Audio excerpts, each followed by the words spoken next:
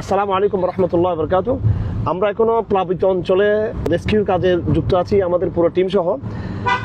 যে বার্তাটা খুব শর্টকাট আমি দিতে চাই প্রিয় দেশবাসীকে, এবং বিশেষ করে সরকারকে, মিডিয়াকে এবং আমাদের হিতাকাঙ্ক্ষী যে সমস্ত দাতব্য প্রতিষ্ঠান রয়েছে, সেবামূলক প্রতিষ্ঠান রয়েছে, খুব এমার্জেন্সি যে মেসেজটা দিতে চাই সেটা হলো, এখানে বাস্তবতা অনেক ভয়াবহ।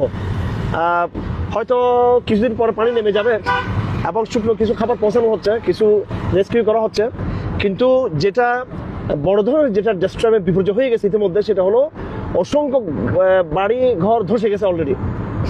তো বিপুল পরিমাণ বাজেটের মাধ্যমে এগুলো পুনর্বাসন ব্যবস্থা করতে হবে। আমাদের আজকে সারাদিনের ভিজিট এবং সামনে আরও কিছু ভিজিট বাকি আছে আমাদের।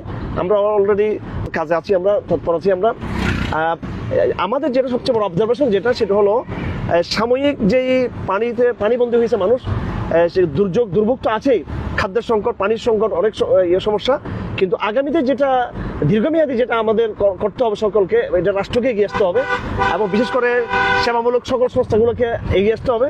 সেটা হলো পুনর্বাসন।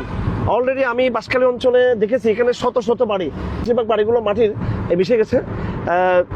পানি নেমে যাওয়ার পরও বড় ধরনের একটা শুরু হবে, এখানে বড় মানবিক বিপর্যয় এখানে দেখা দিবে।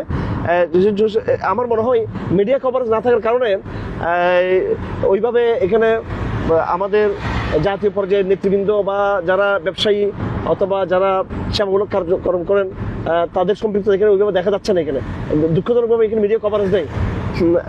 আমাদের আলহামদুলিল্লাহ শক্তিশালী টিম আছে, জনশক্তি আছে, যারা চট্টগ্রামে এসে বন্যা দুর্গত অঞ্চলে যারা কাজ করতে চান, আমরা আপনাদেরকে ইনশাল্লাহ দাওয়া মুভমেন্টের আমাদের অনেক কর্মী ভাইরা আছেন, আল কোরআন দার্সের প্রচুর জনশক্তি আছে। আমরা আপনাদেরকে পর্যাপ্ত জনশক্তি দিয়ে এবং পরামর্শ দিয়ে, প্রতিটা এলাকাতে আমাদের লোকজন আছে, আমরা আপনাদেরকে ইনশাল্লাহ দিক নির্দেশনা দিতে পারবো।